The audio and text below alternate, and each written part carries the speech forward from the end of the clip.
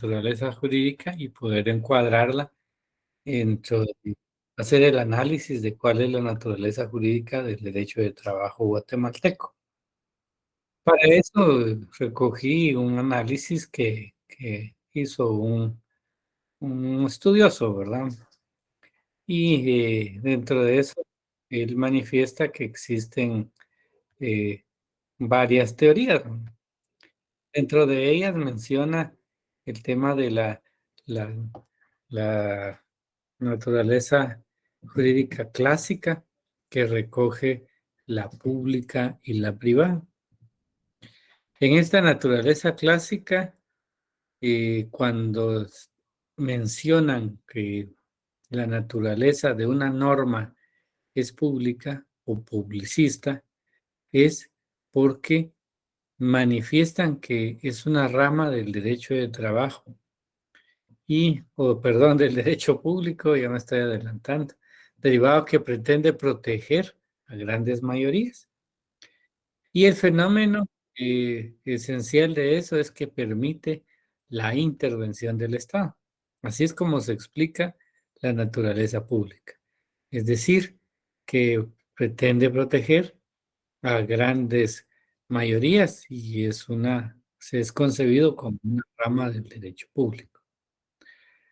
Ahora, en lo privado o la naturaleza jurídica de una norma la conciben como privado cuando la naturaleza del mismo nace entre particulares. Es decir, la relación del derecho se inicia, por ejemplo, con el contrato de trabajo, que normalmente sucede entre los particulares, ¿verdad? Y hay quienes indican, o cualquier otro tipo de contrato, por ejemplo, un contrato de arrendamiento, ¿verdad? Nace entre particulares y como consecuencia su naturaleza es privada. Entonces, así es como la naturaleza jurídica permite explicar a través de la corriente clásica la posibilidad de encuadrarlo o encontrarle la naturaleza jurídica a una norma. Dentro de las nuevas corrientes, es decir, aparte de la clásica, hay otras nuevas corrientes que son, que indican o las denominan como tesis dualista, mixta, ecléctica, porque manifiestan que contienen los dos elementos de la teoría clásica, pública y privada. Y entonces se explica que, que nace de un orden particular, pero que al final de cuentas es tutelado o protegido por el Estado. Otra tesis es que es de derecho social, porque regula el interés de un grupo social. Esta tal vez es menos aceptable porque estaríamos mencionando que está tutelando el interés de un grupito, ¿ah? Y ese grupito, pues serían los trabajadores y podría hasta denominarse un derecho obrero, ¿verdad? Como se denominaba antes, lo cual no es así. Esta no tiene como que mucha aceptación. Lo estoy dando a admitir a varios todavía aquí. Y entonces sí, la otra tesis que es acerca que un derecho ad hoc, dice, porque contiene normas del derecho privado y del derecho público, pero que adquieren una fisonomía propia que la hace totalmente distinta. Y entonces, pues resulta que estas son un par de teorías. Ahora, excepcionalmente hoy voy a habilitarles el micrófono para hacerles la siguiente pregunta. Con base en esta naturaleza jurídica, esta explicación doctrinaria de la teoría clásica o de las nuevas corrientes, ¿ustedes dónde ubicarían la naturaleza jurídica del derecho de trabajo?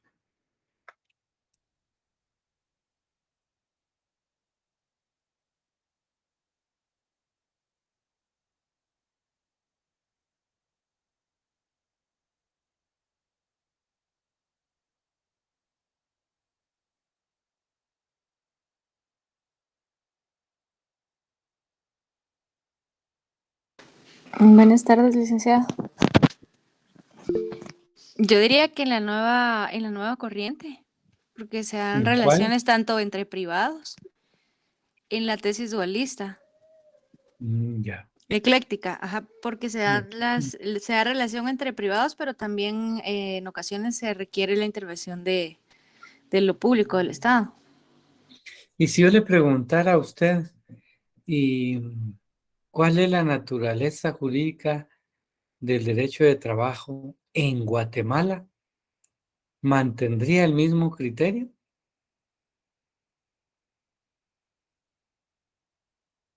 Sí, sí, licenciado. La mantendría. Sí. Ok, muy bien. Luis, Derecho público, licenciado, muy bien. ¿Por qué? porque siempre crea instituciones públicas para defender y mantener las leyes que se hacen para los trabajadores. Entonces, para usted, esta, la naturaleza del derecho de trabajo mm, lo ubica en la naturaleza pública. ¿Es eso lo que me indicó? Sí, Muy bien. Milton Villeda dice derecho ad hoc.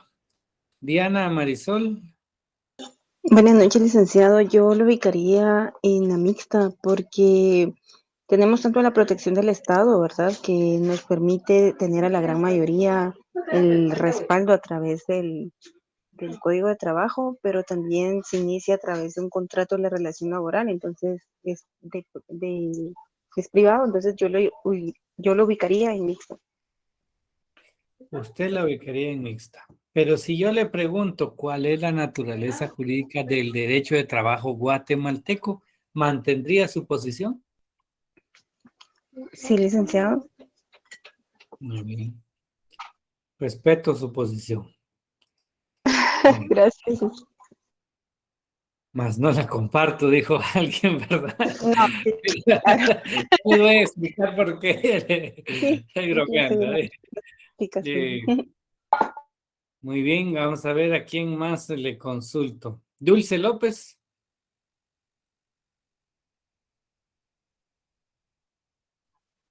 Ay, perdón, licenciado, es que voy caminando. Es que mire, esa suena de vaqueros, Dulce, por Dios santo. Vamos a ver, María José, pues.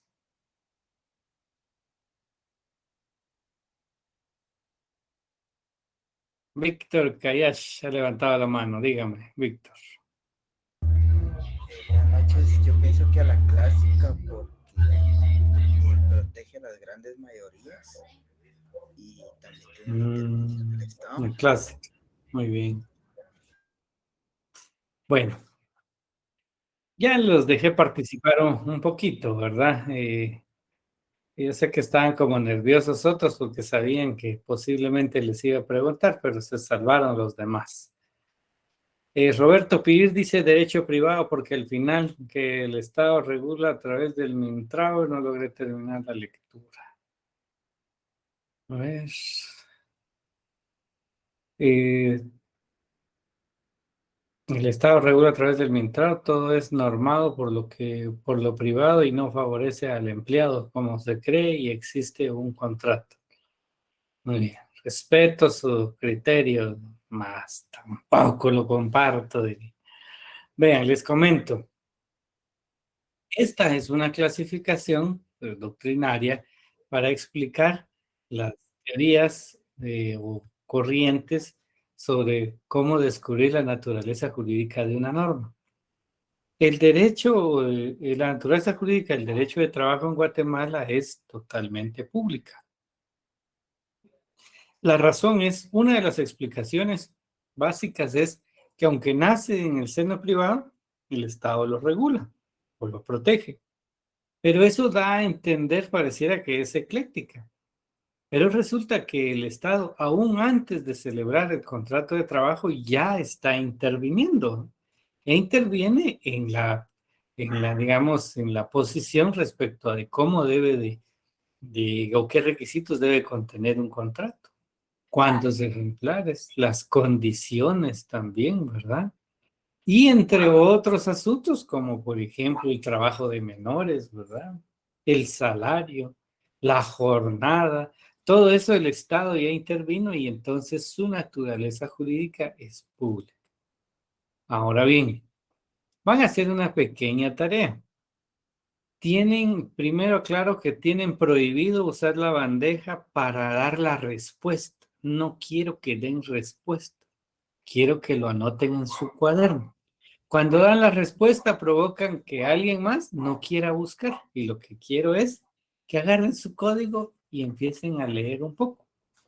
Y por eso doy cosas sencillas. Esto es básico. Así es que tal vez a alguno le va a costar un poco, otros nada, pero así es esto, ¿verdad? Como es sencillo, me buscan el fundamento legal para indicar que la naturaleza jurídica del derecho de trabajo es pública. Hay un fundamento. Me lo buscan y lo anotan en su cuaderno.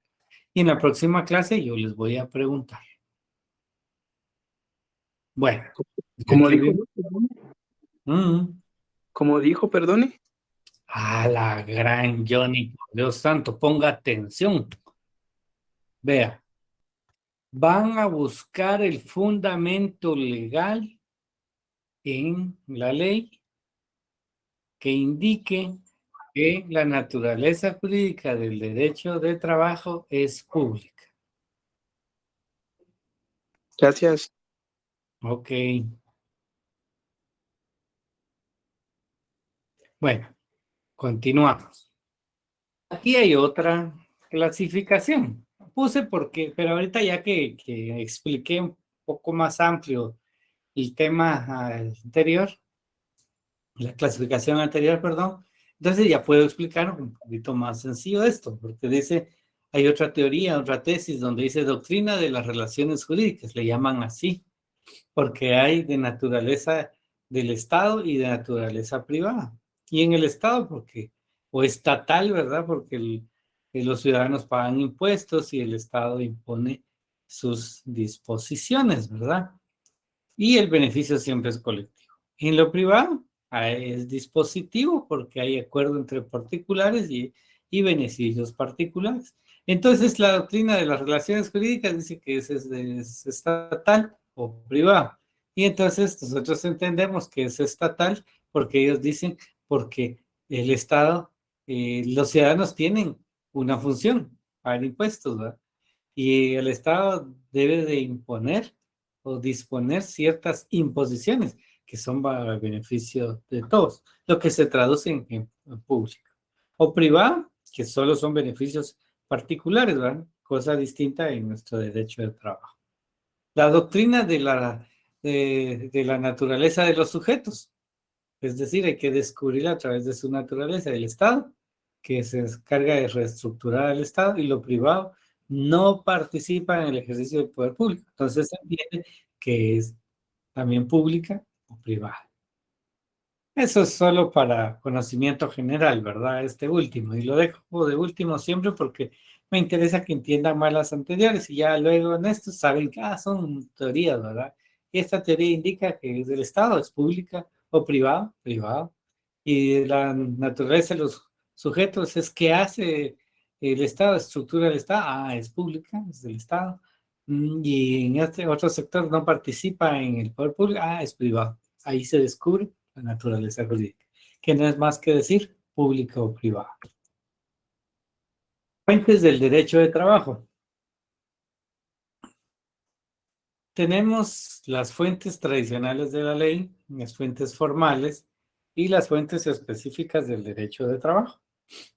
Dentro de las fuentes tradicionales, ya lo vieron en Introducción al Estudio del Derecho, tenemos reales, formales, escritas, no escritas, legislativas, contractuales, generales y específicas, y materiales y formales. Bueno, entre estas fuentes tradicionales, entonces sabemos que una fuente real es por un hecho que haya sucedido en la sociedad, no es suciedad, la sociedad que amerite la emisión de una norma. Y entonces esa es una fuente. Como por ejemplo, Dios no lo quiera, ¿verdad? El caos que se dio ¿cómo se llama? donde fue el terremoto en Turquía, ¿verdad? Pues la discusión que se tiene actualmente es acerca de la posibilidad de que no existía, digamos, no se construyeron adecuadamente.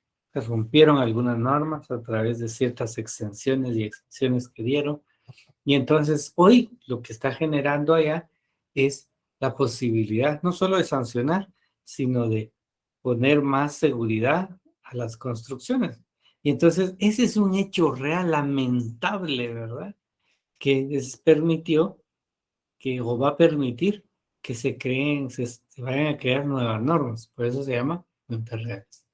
Las formales son las que sufren un proceso de creación, como en un congreso.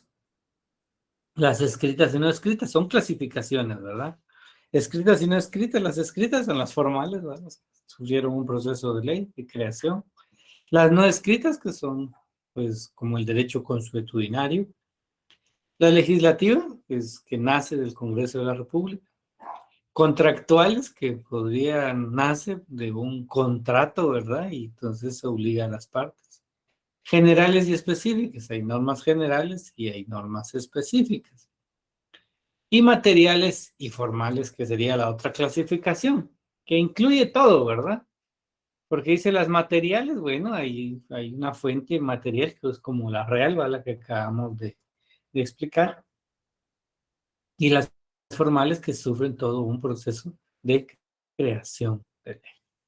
Entonces tenemos que las fuentes, y las otras son las fuentes formales generales del derecho, formales generales, las tradicionales, una, y las fuentes formales generales, tenemos la ley, costumbre, jurisprudencia y doctrina. Aquí ya tenemos 4. Fuentes formales generales del derecho. La ley, toda aquella que ha sufrido un proceso de creación. La costumbre, el derecho consuetudinario. La jurisprudencia son distintos fallos resueltos en un mismo sentido, que genera una norma. Y la doctrina, que no es más que los estudios que se han hecho sobre el mismo, que coadyuvan al análisis de un tema en específico. Y fuentes específicas del derecho de trabajo. Dentro de las fuentes específicas del derecho de trabajo, tenemos, les cito el artículo 49. A ver, ya me pasé. Mucho.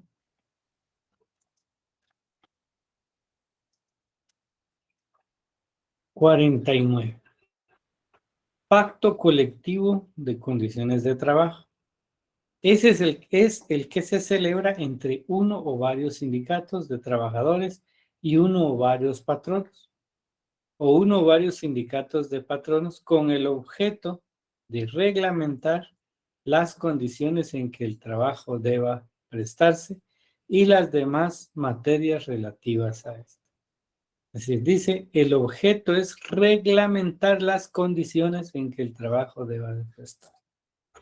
Si el objeto de este pacto es reglamentar las condiciones en que va a prestarse, o sea, las prestas, en que el trabajo deba prestarse, entonces entendemos que va a existir una norma, y por eso se denomina una ley profesional, es una ley entre las partes y es de cumplimiento obligatorio.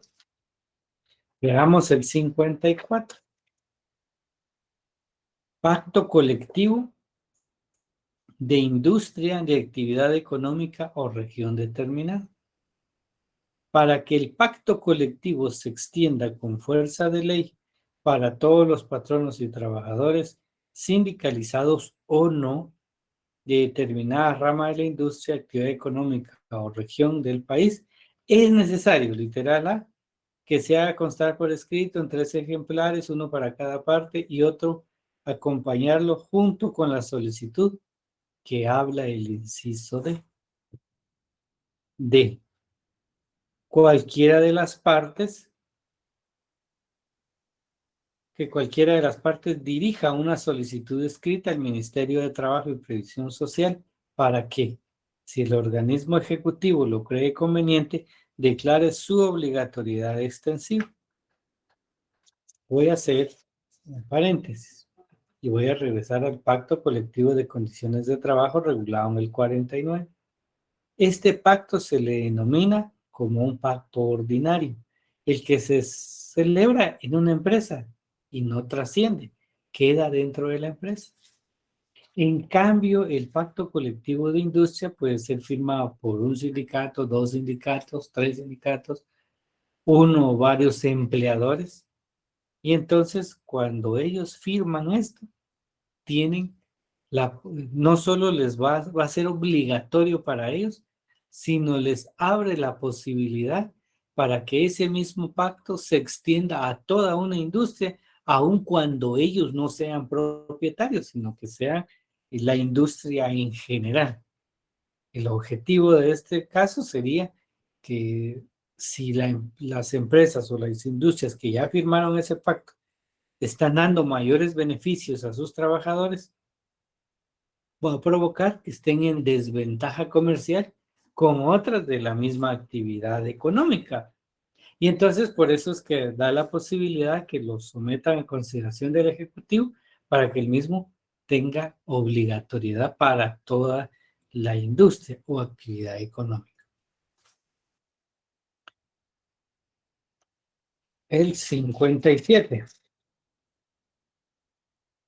Reglamento Interior de Trabajo. Es el conjunto de normas elaborado por el patrono de acuerdo con las leyes, reglamentos, pactos y contratos vigentes que lo afecten, con el objeto de preparar y regular las normas que obligatoriamente se deben sujetar él y sus trabajadores con motivo de la ejecución de la prestación concreta del trabajo. ¿Por qué es una fuente? Porque es el patrono, es un beneficio que tiene el patrono para que pueda redactar su propio reglamento y este lo va a imponer en su empresa. Veamos el último. Contrato colectivo.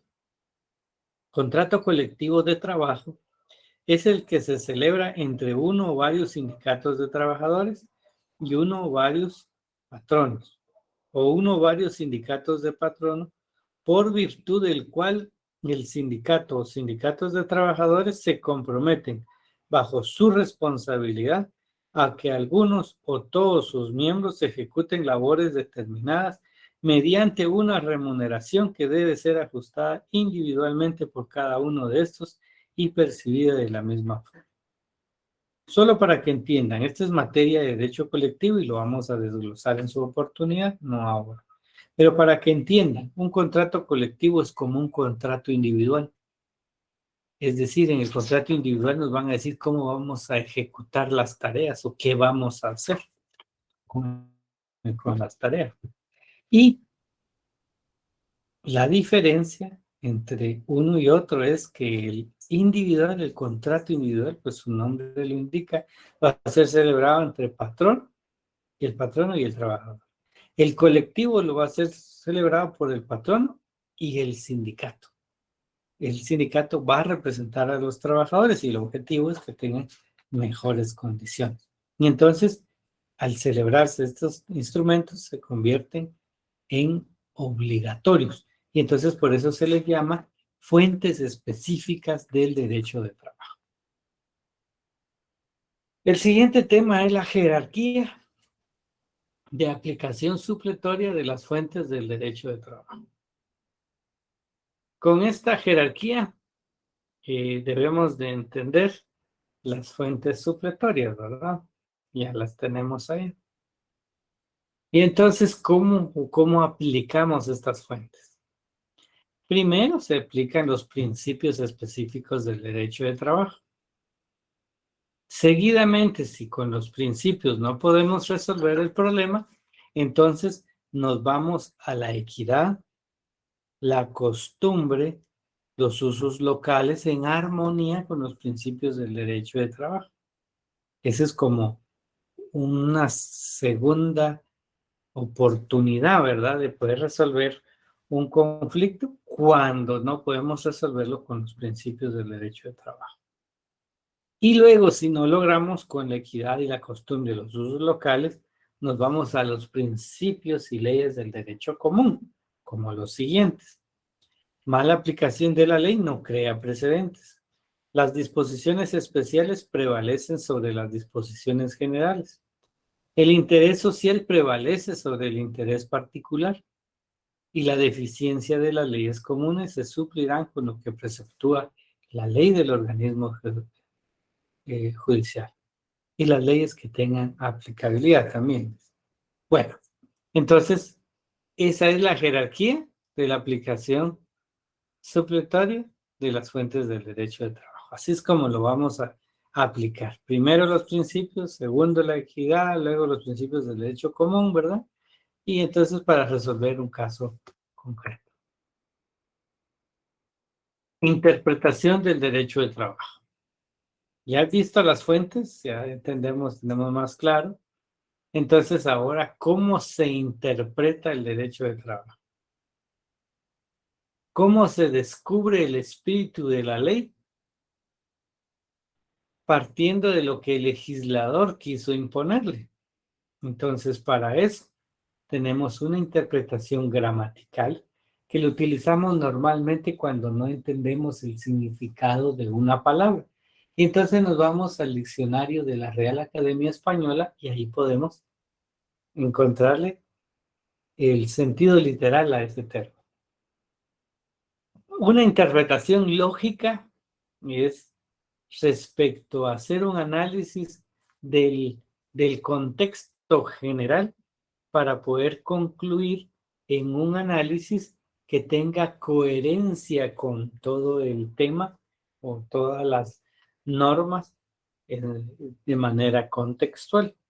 Y eso es una interpretación lógica, porque estamos utilizando todo el contexto para razonar y luego emitir una opinión que tiene un sentido común. Histórico. Pues a veces no sabemos el verdadero sentido de la norma y entonces tenemos que acudir a la historia para descubrir qué es o cómo fue que se sometió o cómo fue creada esa ley, ¿verdad? Y entonces nos vamos a descubrir cuál fue esa fuente para entender y hacer una interpretación. Y luego el sistemático, que es en relación al caso, no todos los casos se resuelven de la misma manera, todos tienen una situación muy particular y definitivamente pues que debe de analizarse conforme al caso concreto. Otras clasificaciones. Tenemos la interpretación literal, la interpretación analógica y la auténtica. En esta otra clasificación tenemos la interpretación literal, es gramatical, es decir, lo que el propio texto indica. La analógica se aplica cuando una norma no regula un supuesto. Entonces la analogía solamente es prohibida en el derecho penal. Entonces es posible aplicarlo en el derecho de trabajo. La auténtica, el autor de la ley, ¿verdad? Que es una interpretación histórica, ¿verdad? Posiblemente para ver qué quiso decir el autor, ¿verdad? ¿Por qué la emitió? Y tenemos la interpretación partiendo de la naturaleza del intérprete, que tenemos la interpretación jurisdiccional que la dan los jueces, la doctrinal y la usual. La interpretación jurisdiccional, los jueces, ¿verdad? La doctrina ya la explicamos y la usual, que es cualquier particular, incluso nosotros los abogados que hacemos nuestra propia interpretación de esa norma. A veces pues nos pasamos, ¿verdad? Hacemos interpretaciones demasiado inclinadas hacia obtener un fin, ¿verdad? Que es nuestro interés personal. Bueno, explico un caso. Por el momento trabajo en educación y me invitaron a emitir mi criterio respecto a cómo se debía de interpretar una norma. Esa norma está relacionada con el beneficio que el ministerio otorga a ciertos graduandos que alcanzan un promedio bastante alto y el Estado los proporciona un puesto.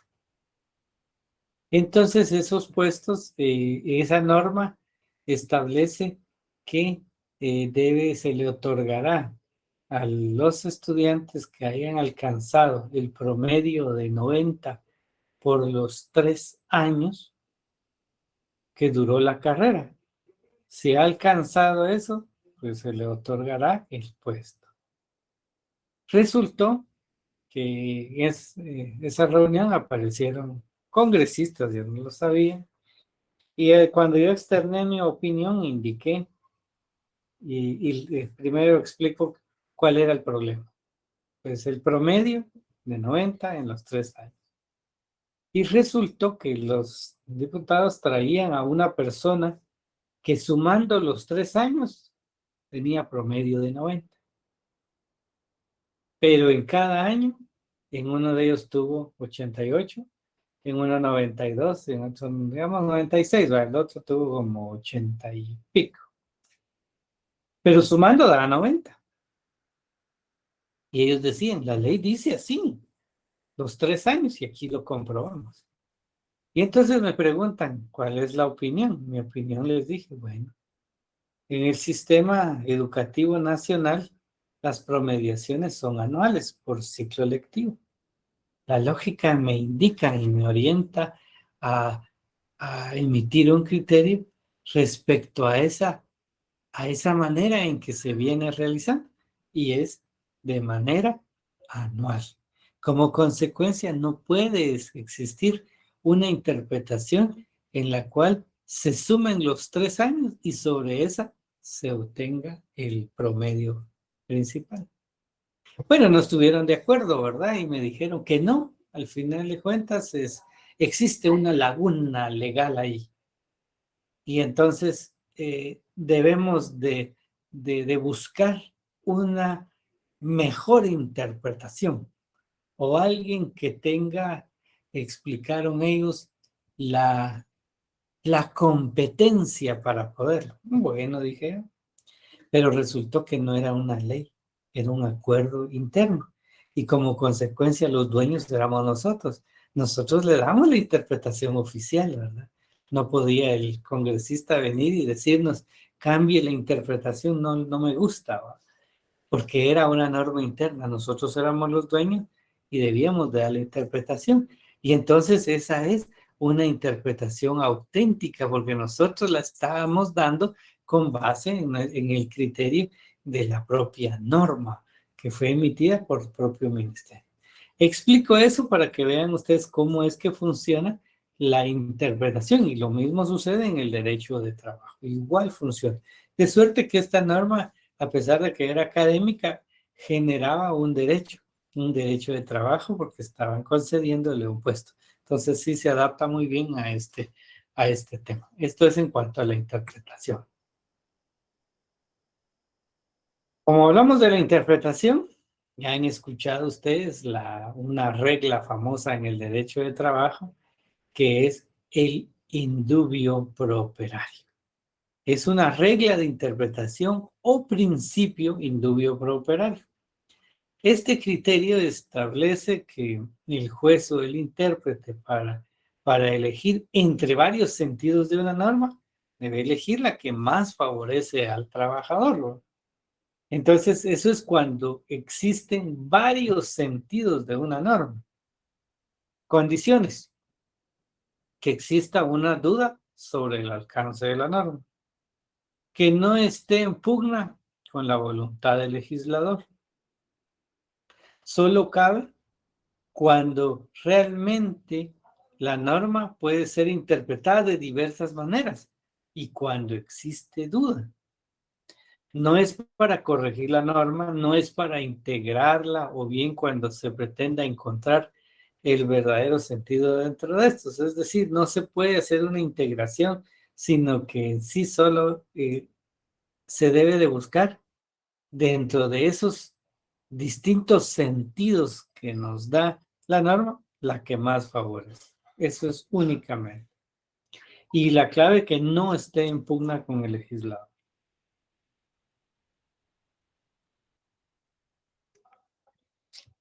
Indubio pro operario. Fundamento en el artículo 106 de la Constitución, ahí lo pueden encontrar. Existe el criterio que incluso tal norma puede evidenciar derogación tácita de una norma, aún de inferior jerarquía, siempre que traiga consigo mejores beneficios. Por ejemplo, en la Constitución se dice que 10 días de vacaciones, según recuerdo, y en la norma ordinaria dice 15. ¿Cuál se aplica más? La que más favorece, aunque sea de menor jerarquía, porque favorece. Integración del sistema de interpretación del derecho de trabajo. Es el acuerdo de la regla anterior, es decir, el indubio preoperario y lo regulado en el artículo 17. ¿Por qué? Porque a pesar de que puede tener distintos sentidos y va a utilizarse en favor del trabajador, no debe contravenir el orden público. Es algo fundamental, ¿verdad? Y entonces por eso se debe de integrar al derecho de trabajo. Una integración del sistema de interpretación al derecho de trabajo. No quiere decir que sea solo mi interpretación personal y con eso ya es más que suficiente. Se debe de integrar al derecho de trabajo.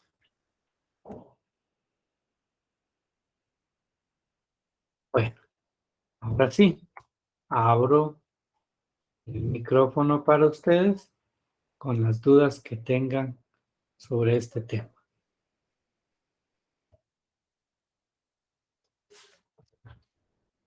A ver,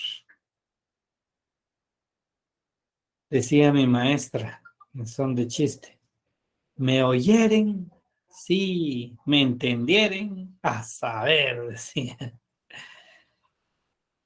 Pero todo dependerá de esas dudas. Vic, perdone, un ejemplo para el indubio pro operario, ejemplo real de la vida real. Pues no le puedo decir una ahorita en específico porque como es una interpretación, depende del caso que tengamos, ¿verdad? Y sobre ese caso, pues nosotros al irnos a la norma puede ser que nos esté dando un sentido distinto a uno o más, ¿no? Y es ahí donde se aplica el indubio pro operario. No le puedo decir con certeza, esta norma tiene distintos sentidos, pero se aplica esta. No es así, sino que es con base en digamos, en casos concretos, ¿verdad? Y entonces en ese caso concreto analizamos la norma y decimos cuál va a favorecer, ¿verdad? La más sencilla que les pude haber puesto es el tema de las vacaciones. La Constitución dice menos y el Código de Trabajo dice más. La jerarquía entre ambos es la Constitución y por debajo la norma ordinaria. Pero ¿cuál vamos a aplicar bajo el principio de indubio pro operario? La que más beneficia al trabajador. Es decir, el que tenga más días de vacaciones.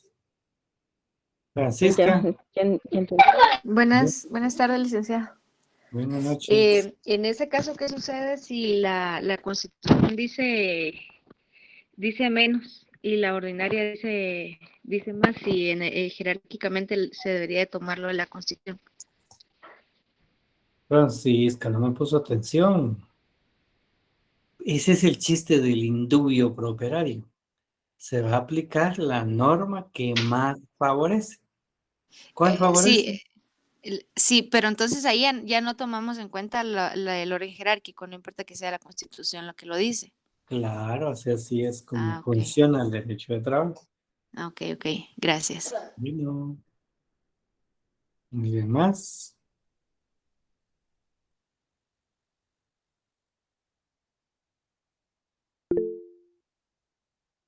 Estuardo.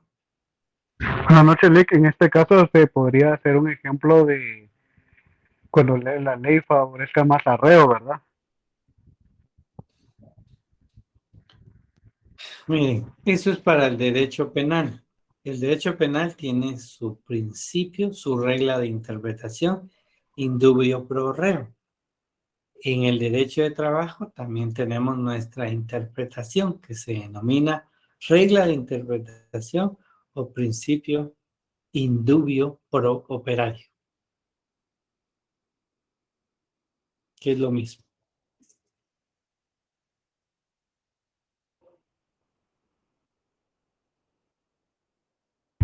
Gracias, Lick. De mi ¿Más? parte, es muy clara y concisa su explicación.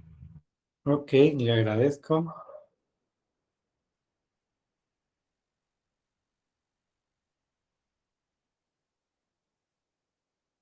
¿Alguien más?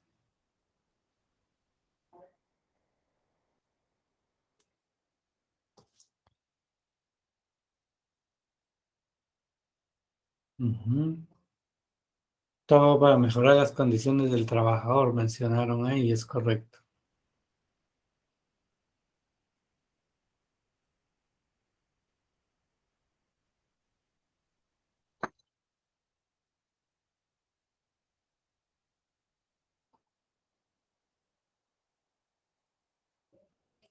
Luis Contendis.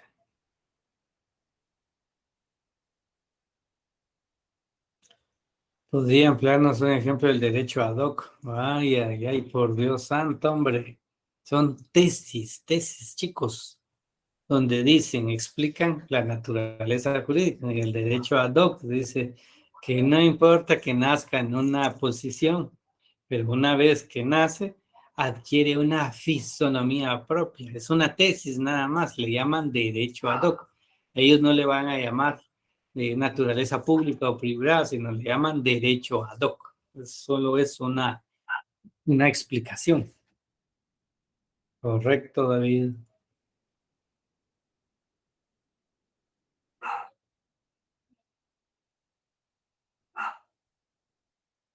¿Alguien más? Solo. No voy a contestar eso, pero Emilio, no puedo contestarlo. Pero voy a conectarme en computadora que ya se va a apagar. No me di cuenta.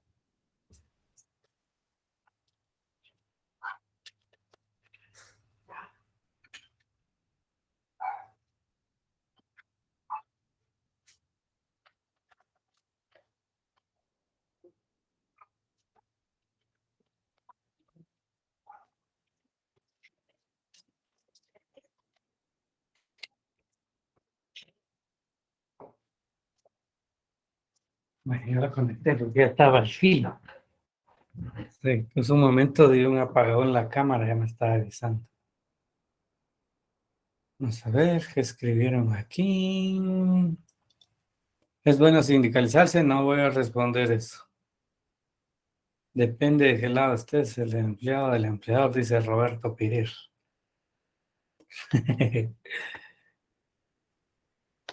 Bueno, no hay más preguntas.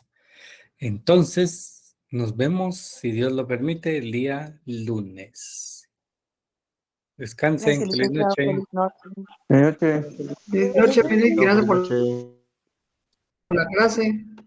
Feliz noche, Para licenciado. servirle. Feliz noche.